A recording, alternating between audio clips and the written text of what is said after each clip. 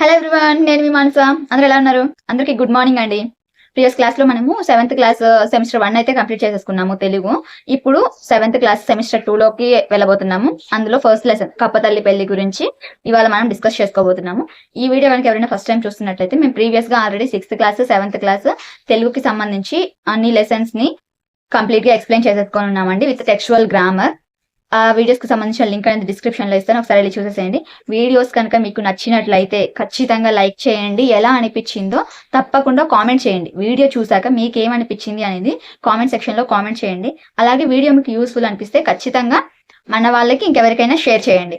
ఇలాంటి useful content videos కోసం మన ఛానల్ ని సబ్స్క్రైబ్ చేసుకోవడం మాత్రం మర్చిపోకండి. ఇంకెందుకు లేట్, మనమైతే లేట్ చేయకుండా మన టాపిక్ లోకి వెళ్ళిపోదాం. వచ్చేయండి. మనము సక్సెస్ఫుల్ గా 7th క్లాస్ లో ఉన్న ఫస్ట్ సెమిస్టర్ అయితే కంప్లీట్ చేసేసుకున్నాము.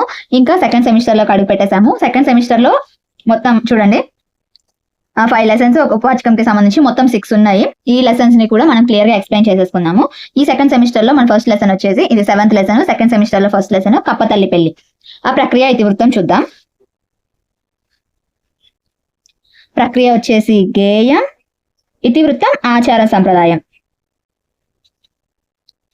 మన పాఠం యొక్క ఉద్దేశం చూద్దాం. ఫస్ట్, ప్రాచీన కాలం నుండి భారతదేశం సంస్కృతి సంప్రదాయాలకు ఆచార వ్యవహారాలకు నిలయం మన భారతదేశం. వీటిలో భాగంగా వర్షాభావ పరిస్థితులు ఏర్పడినప్పుడు కప్పలకు పెళ్లిళ్ళు చేసేవాళ్ళు.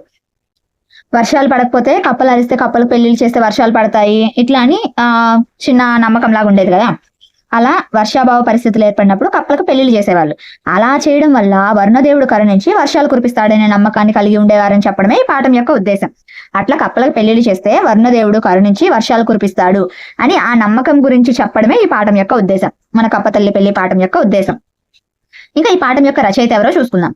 రచయిత విషయానికి వస్తే చావలి బంగారమ్మ ఈ పాఠం యొక్క రచయిత్రి. ఈవిడ గురించి చూసుకుందాం. చూడండి, చావలి బంగారమ్మ తూర్పుగోదావరి జిల్లా కొత్తపేట మండలం మోడేకూరులో పుట్టింది. ఎక్కడ? తూర్పుగోదావరిలోని కొత్తపేట మండలంలో మోడేకూరు గ్రామంలో పుట్టిందనమాట. ఈవిడ 1930లో ముద్దుకృష్ణ వైతాళికుల ద్వారా ఈమె కవితలు వెలుగులోకి వచ్చాయన్నమాట. బంగారమ్మ కవితలు తెలుగు కవిత్వంలో కొత్త వరవడిని, సరికొత్త భావ వ్యక్తీకరణను తీసుకొని వచ్చినాయి. ఈవిడ రాసిన ఈ కవితలు ముద్దుకృష్ణ వైతాళికుల ద్వారా వెలుగులోకి వస్తాయి కదా. ఆ కవితల్ని 1958లో 42 కవితలతో కాంచన విపంచి అనే పేరుతో సంకలనం చేశారు. 1930లో వెలుగులోకి వచ్చిన వాటిని 1958లో 42 కవితల సంకలనంతో కాంచన విపంచి అనే పేరుతో సంకలనం చేశారనమాట. 1930 ముద్దుకృష్ణ వైతాళికుల ద్వారా వెలుగులోకి వచ్చాయి. 1958 42 కవితలతో కాంచన విపంచి పేరుతో సంకలనం చేశారు. ఇంకా మన పాఠంలోకి వెళ్దాం. కప్పతల్లి పెళ్లి నేడు చూడరే, కావిళ్ళ నీళ్ళొంపినాడు, వర్ణదేవుడు వంపినాడు ఓ చెలి, వాడలన్నీ నింపినాడు. కావిళ్ళు అంటే కుండలు, కడవలు.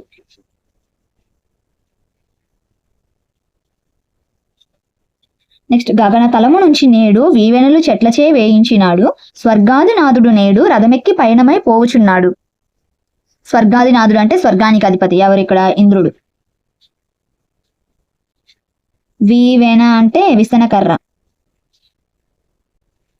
దీనికి మీనింగ్ చూద్దాం. చూడండి, ఈ నేడు కప్పతల్లి పెళ్లి జరుగుతోంది, వర్ణదేవుడు కడవలతో నీళ్లు పోసినట్టు మొత్తం అంతా నిండిపోయింది, ఊరు వాడలన్నీ నింపేశాడు వర్ణదేవుడు అని చెప్తున్నాడు ఇక్కడ. నేను చూస్తే స్వర్గాధిపతి ఇంద్రుడు రథం ఎక్కి ముందుకు పోతా ఉన్నాడు. ఆ రథం వేగానికి ఆ వచ్చే గాలి వల్ల చెట్లన్నీ అటు ఇటు ఊగుతా ఉన్నాయి. బత్యాలు లేకనే వాడు పెళ్లికి బాజాలు వేయించినాడు, బండరాళ్ల పైని వాడు చక్రములు బడబడా దొర్లించినాడు. బత్యాలు అంటే జీతం, బత్యం అంటే జీతం అంట, చెల్లించే సొమ్ము అనమాట. బాణాసంచి వెళ్తి లేదే పెళ్లికి బహుబాగుగా చేసినారే, కళ్ళు చెదిరే మెరుపులమ్మ చూడగా ఒళ్ళు పరవశమవునమ్మ. బాణాసంచి అంటే పెళ్లిళ్ళకి కానీ ఏదైనా ఫంక్షన్ కానీ అవి కాలుస్తారు కదా, టపాకాయలు. ఎస్, బాణాసంచి అంటే అవి. ఇప్పుడు ఏం చెప్తున్నానంటే, ఇంద్రుడు రథచక్రాలతో అలా పోతుంటే గాలి అలా వీస్తుంది కదా, ఆయన వెళ్తున్నప్పుడు ఆ రథచక్రాల ఆ సౌండ్ ఎలా అనిపిస్తుందంటే, పెళ్లిళ్ళలో బాణసంచ కాలుస్తారు చూడు, ఆ బాణసంచ కాలిస్తే ఎలాంటి సౌండ్ వస్తుందో అలా సౌండ్లు వస్తున్నాయి. అట్లా సౌండ్స్ వస్తున్నాయి కదా ఆ రథచక్రాలకి. అలాగే ఆ వేగానికి, ఆ ఒత్తిడికి మెరుపులు పుట్టాయి. ఆ మెరుపులు ఎలా ఉన్నాయంటే కళ్ళు చెదిరేలాగా ఉన్నాయి ఆ మెరుపులు. అవి చూడ్డానికి పెళ్లిళ్లలో కాల్చి బాణసంచా వెలుగు వస్తుంది చూడు, అలా వెలుగులాగా కళ్ళు చెదిరే మెరుపుల్లాగా వస్తున్నాయి. అని చెప్తున్నాడు. అలా వచ్చి ఒళ్ళు అంటే మనసుని పరవశింప చేస్తున్నాయి ఆ సౌండ్స్ అనేసి. చెప్ప సఖ్యము కాదు వేరే బోదురు కప్పల మేళములు రావే. శక్యము అంటే సాధ్యము అని. ఇంకా ఏంటి అంటే ఆ బోదురు కప్పలు బెకబెక అని అరుస్తా ఉంటే ఆ శబ్దాలు ఎలా ఉన్నాయంటే ఈ కప్పల పెళ్లికి తెప్పించిన మేళాలు ఉంటాయి చూడండి, ఆ మేళాల సౌండ్ లాగా ఆ బోదురు కప్పల బెకబెకలు వినిపిస్తున్నాయి అని చెప్తున్నాడు. ఇంకా కప్పమ్మ గడప తొక్కినది శుభమన్న సూచనలు చూరు చెప్పినది. కప్పలెగిరే వానలమ్మ పొలములో కనకాల పండుతాయమ్మ. ఇంకా కప్ప తల్లి మా ఇంటి ముందుకొచ్చింది, మా గడప తొక్కింది, మా గుమ్మం తొక్కింది. మా ఇంటి చూరు మీద నుంచి ఆ పడే ఆ వర్షంలో ఈ కప్పలు ఆనందంగా ఆడుకుంటూ ఉన్నాయి, ఎగురుతూ ఆడుకుంటా ఉన్నాయి.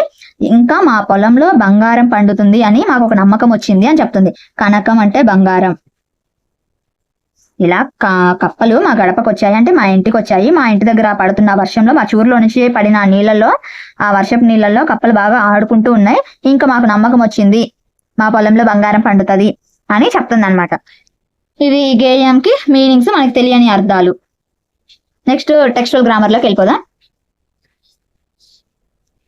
కింది గేయాన్ని చదివి ప్రశ్నలకు జవాబులు రాయండి. చేయి కలిపేద్దాం, ఇంకుడు గుంతలు తవ్వేద్దాం, వర్షపు నీటిని పట్టేద్దాం, భూగర్భ జలాలను పెంచేద్దాం, చెరువులన్నీ నింపేద్దాం, బంగారు పంటలు పండిద్దాం, మొక్కలెన్నో నాటేద్దాం, కరువు కాటకాలను తరిమేద్దాం, ప్రకృతి మాతను రక్షిద్దాం, హాయిగా మనము జీవిద్దాం.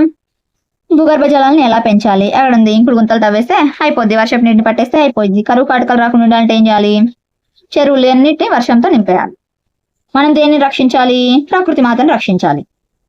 నెక్స్ట్ వ్యక్తీకరణ, సృజనాత్మకత, క్వశ్చన్ అండ్ ఆన్సర్స్. భాషాంశాల్లోకి వెళ్దాం. ఈ వాక్యాలను చదవండి, గీత గీసిన పదాలకు అర్థాలు రాసి వాటితో సొంత వాక్యాలు రాయండి. ఓకే, మనకి అర్థాలు ఇంపార్టెంట్. గగనతలం నుంచి నేడు గాలులు వీచాయి. గగనతలం అంటే ఆకాశ మార్గం. ఓకే. రాజు రథంపై పయనమయ్యాడు. పయనం అంటే ప్రయాణం. మీకు శుభం కలుగుగాక. శుభం అంటే మేలు, మంచి. మా పొలంలో కనక వర్షం కురిసింది. కనకం అంటే బంగారం, పసిడి, పుత్తడి. పల్లె ప్రజలు గాలి కోసం వీవెనలతో విసురుకుంటారు. వీవెన అంటే విసన కర్ర.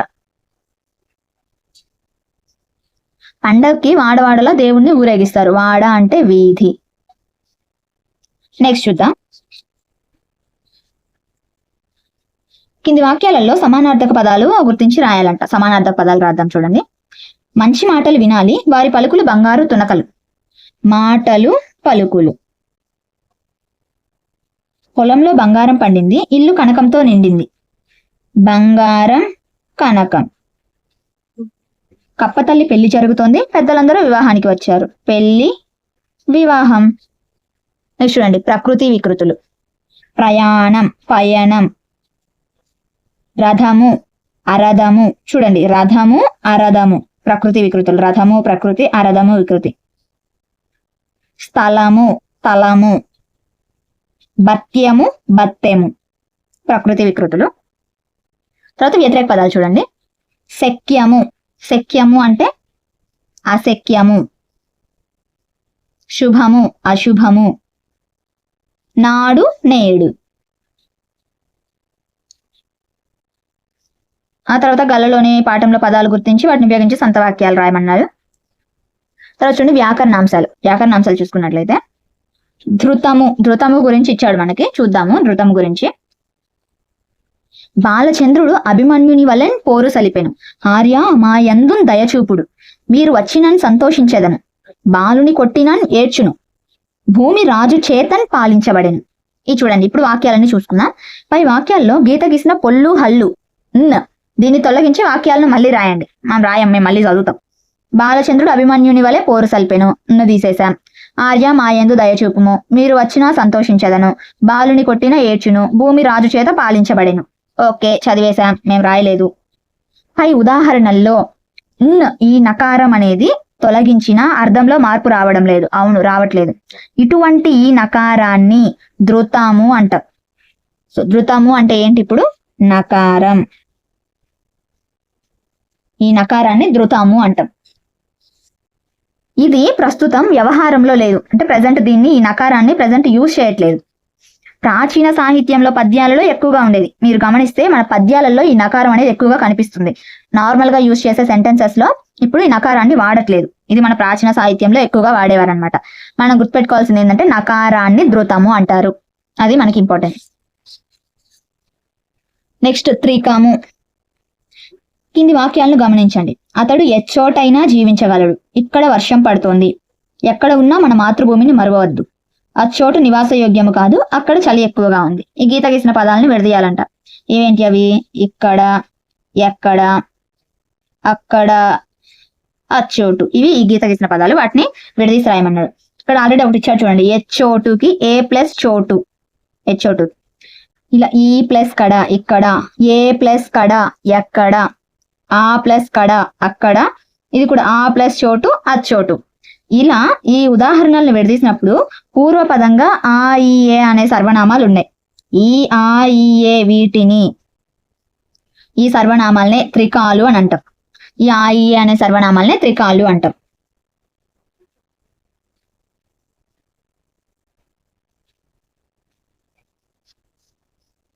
వీటినే త్రికములు అని అంటాం.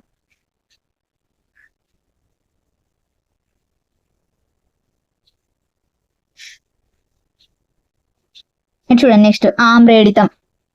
ఈ వాక్యాల్లో గీత గీసిన పదాలను విడదీయాలంట.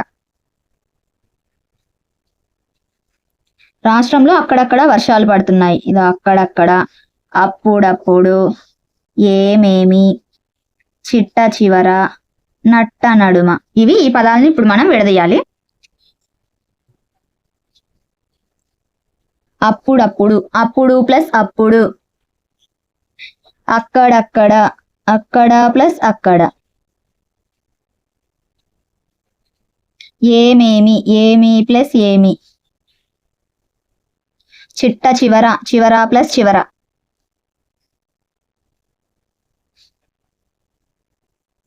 నట్ట నడుమ, నడుమ ప్లస్ నడుమ. పట్ట పగలు, పగలు ప్లస్ పగలు. ఇలా ఈ పదాలను విడదీసినప్పుడు పూర్వపదం పరపదం రెండిట్లోనూ ఒకే పదం కనిపిస్తుంది. అవును, ఇది ముందుండేది పూర్వపదం, తర్వాత ఉండేది పరపదం అని మనం ఆల్రెడీ చెప్పుకున్నాం. ఇలా పూర్వపదంలోను పరపదంలోను ఒకటే పదం కనిపిస్తుంది. అలా రెండు ఒకే విధమైన పదాలు వస్తే అందులో ఉండే రెండవ పదాన్ని ఆమ్రేడితం అంటాం. ఇది పూర్వపదం, ఇది పరపదం. ఇలా రెండు ఒకటే పదాలు వచ్చినప్పుడు ఆ రెండవ పదాన్ని, ఈ పరపదాన్నే ఆమ్రేడితం అంటాం. ఈ పరపదాన్ని ఆమ్రేడితం అని అంటాం. నెక్స్ట్ పంచమీ విభక్తి. కింది వాక్యాలను పరిశీలిద్దాం. చూడండి. వర్షాల వలన కాలువల్లో నీరు ఉధృతంగా ప్రవహిస్తుంది. కృష్ణుడి వలన పాండవులు యుద్ధంలో విజయం సాధించారు. కరువు కాటకాల వలన ప్రజలు ఇబ్బంది పడుతున్నారు. పల్లెటూరు కంటే పట్టణంలో కాలుష్యం ఎక్కువ. శ్రీనాథుని కంటే నన్నయ్య ముందువాడు. ఈ పై వాక్యాల్లో వలన, కంటే, పట్టి అనే ఈ ప్రత్యయాలు వాక్యాన్ని అర్థవంతంగా మార్చాయి. చూడండి, ఇక్కడ వలన, ఇక్కడ కూడా వలన, వలన, కంటే, కంటే. ఇలా ఈ పదాలు, ఈ ప్రత్యయాలు అనేవి వాక్యాన్ని అర్థవంతంగా మారుస్తున్నాయి. ఇలాంటి ప్రత్యయాలు వస్తే దాన్ని పంచమీ విభక్తి అంటాం. అపాయం, భయం, పరాజయం, విరామం ఇలాంటి సందర్భాలు చెప్పేటప్పుడు పదాల చివరన వలన వస్తుంది. అపాయం, భయం, పరాజయం, విరామం చెప్పేటప్పుడు వలన వస్తుంది. ఇతరము, పరము, పూర్వము, అన్యము ఇలాంటి పదాలు చెప్పినప్పుడు, ఇలాంటి మొదలైన అర్థాలు వచ్చినప్పుడు కంటే అనే ప్రత్యయం వస్తుంది.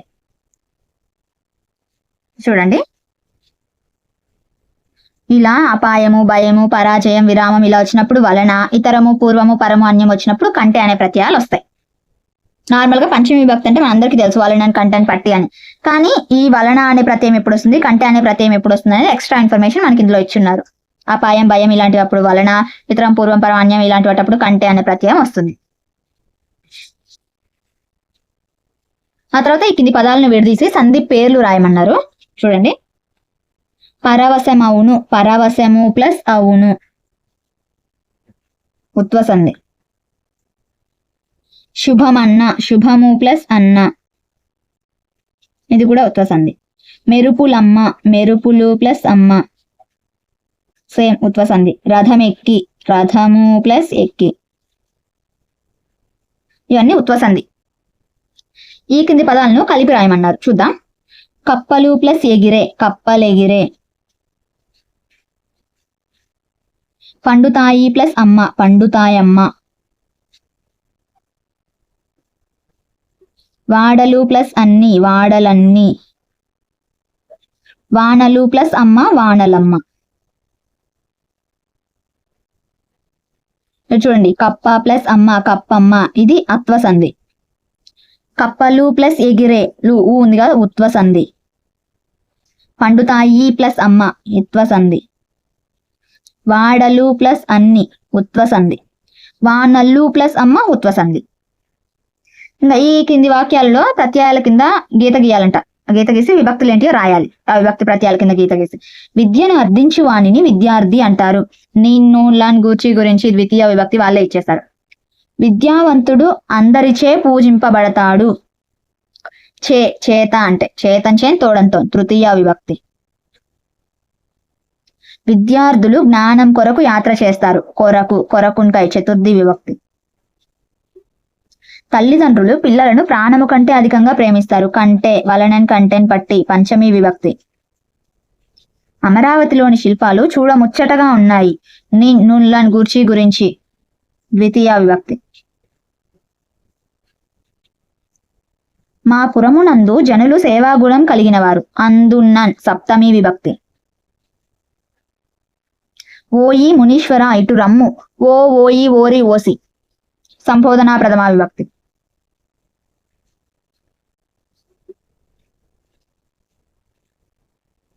Next project work.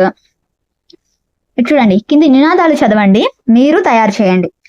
మనిషికి ఒక మొక్క పెంచుదాం, జీవకోటికి ప్రాణదాతలవుదాం. చెట్లు నరికితే దుర్భిక్షం, చెట్లు పెంచితే సుభిక్షం. ఇవేంటి నినాదాలు, వీటిని నినాదాలు అంటాం. పచ్చని చెట్లు, ప్రగతికి మెట్లు, జీవహింస చేయరాదు, మానవ సేవే మాధవ సేవ, ఇలాంటివన్నీ నినాదాలు అనమాట. నెక్స్ట్ చమత్కార పద్యం చూద్దాం. చూడండి. మామిడేల పూచు మండు వేసంగిని, బాలుడేల పోవు పసుల వెంట, రాజు సేన నేల రహిజేర్చుచుండును, మూట నొక్క మాట ముద్దు కృష్ణ. చూడండి, మామిడేల పూచు మండు వేసంగిని. మామిడి ఎందుకని, ఏలా అంటే ఎందుకు, ఎందుకని వేసవిలోనే పూస్తుంది. బాలుడేల పోవు పసుల వెంట, బాలుడు పశువుల వెంట ఎందుకు పోతాడు. అలాగే రాజు సేన నేల రహిజేర్చుచుండును, రాజు సేనల్ని ఎందుకు పెంచుతాడు. ఎందుకు అంటే మూట నొక్క మాట ముద్దు కృష్ణ. ఈ మూడిటికి ఆన్సర్ ఒకటే, వీటన్నిటికీ సమాధానం ఒకటే. ఎందుకు ఏంటి అంటే ఆన్సర్ కాయడానికి. మామిడి ఆ పూత వచ్చేది ఎందుకు, కాయ కాయడానికి. బాలుడు పశువులు వెంట పోయేది ఎందుకు, వాటిని కాయడానికి, పశువుల్ని కాయడానికి. రాజు సేనల్ని ఎందుకు పెంచేది, ప్రజల్ని కాయడానికి, అంటే ప్రజలను రక్షించడానికి అని, కాయడానికి అంటే కాపాడడానికి అని. కాబట్టి మూడిటికి అర్థం ఏంటి, కాయ. ఇక్కడ కాయడం అంటే కాపాడడం అని అర్థం. ఈ పద్యం ఎవరిది అంటే ముద్దు కృష్ణది. నెక్స్ట్ చదవండి, ఆనందించండి. పాలిథీన్ భూతం పర్యావరణ స్పృహకి సంబంధించిన పాఠం ఇది. ఇది ఏకపాత్రాభినయం. చదవండి, ఆనందించండి. పాలిథీన్ భూతం అనేది ఏకపాత్రాభినయం. చూడండి,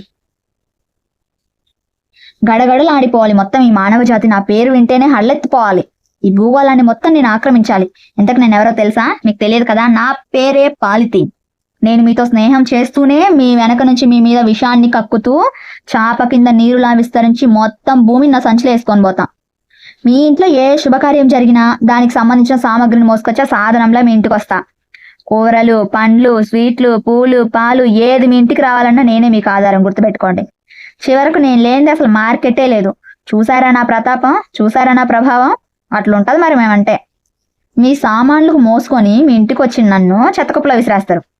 కాలువలు చెత్త కుప్పలే నా స్థావరాలు, నేను అక్కడే ఉండేది.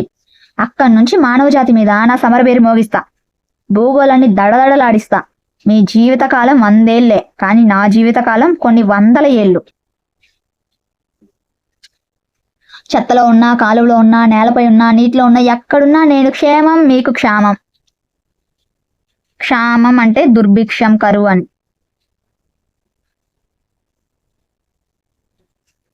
సో నేను ఏడున్నా సరే నేను క్షేమంగానే ఉంటా, మీకే కరువు కాటకాలు తెప్పిస్తా. నేను ఎప్పటికీ భూమిలో అయితే కలవను. నాతోటి నేస్తాలైన దోమలు, ఈగలు ఇవన్నీ పెరిగేందుకు నేను చక్కని భవనంలాగా మారి మీకు దుర్గంధాన్ని వ్యాపింపజేసే శిబిరంగా మారతా. దుర్గంధం అంటే చెడు వాసన. మలేరియా, ఫైలేరియా ఇలాంటి రోగాలను మీ మీద దాడికి సిద్ధం చేసేస్తా. భూమిపై నీటిని కిందకి ఇంకకుండా అడ్డుకుంటూ పచ్చని మొక్కలు బతికే వీలు లేకుండా పచ్చదనాన్ని కబలించేస్తా. పర్యావరణాన్ని పాడు చేసే మానవ జాతి మనుగడను ప్రశ్నార్థకం చేస్తా. మానవ జాతిలో అజ్ఞానం, అవిద్య ఉన్నంత వరకు నా మనుగడకు ఆటంకమే లేదు. ఈ మధ్య మీరు గుడ్డ సంచులు, కాగితపు సంచులు, గోనె సంచులు ఇలాంటి అస్త్రాలు నాపై ఎక్కువ పెడుతున్నారు. అయినప్పటికీ ప్రజల్లో అవగాహన లేనంత వరకు నన్ను ఎవ్వరు ఏం చేయలేరు. నన్ను ప్రోత్సహించే కొందరు వ్యాపారులు ఉన్నారు. ఇది చాలు నేను భూమిని వశం చేసుకోవడానికి. ఈ భూగోళాన్ని, పర్యావరణాన్ని నాశనం చేయడమే నా కోరిక. విద్యార్థులు నన్ను ఆపగలరా? ప్రయత్నించండి, చూద్దాం. ఇది ఏకపాత్రాభినయం. ఈ చదవండి, ఆనందించండి ఈ పాలిథిన్ భూతం అనేది. అంటే యాక్చువల్ గా ఆ పాలిథిన్ కవర్స్ వాడడం వల్ల ఏం జరుగుతుంది అనే దాన్ని మనకి ఈ వేలో ఇక్కడ ఎక్స్ప్లెయిన్ చేశారనమాట. దీని కాన్సెప్ట్ ఏంది మనకి అంటే, ప్లాస్టిక్ ని వాడకుండా దాన్ని వీలైనంత వరకు తగ్గించేసేసి పర్యావరణ హితమైన వాటినే వాడదాము అని చెప్పడమే ఈ పాలిథిన్ భూతం. పర్యావరణ స్పృహకి సంబంధించి చదవండి, ఆనందించండి దీని థీమ్. ఇంతటితో మనకి 7th క్లాస్ తెలుగులో సెమిస్టర్ 1 లో ఉన్న ఫస్ట్ లెసన్ అయితే అయిపోయింది. చూసారు కదా, 7th క్లాస్ సెమిస్టర్ 1 కంప్లీట్ చేసేసుకున్నాము. సెమిస్టర్ 2 లో ఉన్న ఫస్ట్ లెసన్ ని కూడా క్లియర్ గా ఎక్స్ప్లెయిన్ చేసేసుకున్నాము. అలాగే టెక్స్ట్ బుక్ గ్రామర్ ని కూడా నీట్ గా మొత్తం ఎక్స్ప్లెయిన్ చేసేసుకున్నాము. మనకి గ్రామర్ అనేది చాలా ఇంపార్టెంట్ అండి. టెక్స్చువల్ గ్రామర్ ని ఎక్కడ మిస్ చేయకుండా క్లియర్ గా అబ్జర్వ్ చేస్తూ చూడండి. గ్రామర్ పార్ట్ మనకి చాలా ఇంపార్టెంట్. దీని తర్వాత లెసన్స్ కూడా ఇలాగే క్లారిటీగా ఎక్స్ప్లెయిన్ చేసేసుకున్నాము. ఈ వీడియో కనుక మీకు నచ్చినట్లయితే ఖచ్చితంగా లైక్ చేయండి. వీడియో ఎలా అనిపించింది అనేది కామెంట్ చేయడం మాత్రం అస్సలు మర్చిపోవద్దు. మీరు కామెంట్ చేయడం వల్ల ఇంకొకరికి నెక్స్ట్ చూసే వాళ్ళకి కూడా అది ఎలా ఉంది అని చూడడానికి నెక్స్ట్ విల్లింగ్ గా ఉంటారు. ఇంకొక విషయం ఏంటి అంటే, మీకు యూస్ఫుల్ అనిపిస్తే ఖచ్చితంగా షేర్ చేయండి. మనకే కాదు, మీకు యూజ్ అయినప్పుడు మీలాంటి వాళ్ళకి కూడా యూజ్ అవ్వాలి కదా. కాబట్టి మీకు యూస్ఫుల్ అనిపిస్తే ఖచ్చితంగా షేర్ చేయడం మాత్రం మర్చిపోవద్దు. అలాగే ఇలాంటి యూస్ఫుల్ కంటెంట్ వీడియోస్ కోసం మన ఛానల్ ని సబ్స్క్రైబ్ చేసుకోవడం మాత్రం అస్సలు మర్చిపోవద్దు. ఎందుకంటే ఛానల్ సబ్స్క్రైబ్ చేసుకున్నారంటే నేను పెట్టే ప్రతి వీడియో నోటిఫికేషన్ అనేది మీకు వస్తుంది. సో మీరు ఏ వీడియోని మిస్ అవ్వకుండా క్లియర్ గా చూసేయచ్చు. అలాగే దాని నుంచి కొంత నేర్చుకోవచ్చు. కాబట్టి ఛానల్ సబ్స్క్రైబ్ చేసుకోవడం మాత్రం మర్చిపోకండి. బాయ్ అండి, మళ్ళీ రేపటి క్లాస్ లో కలుద్దాం. టాటా.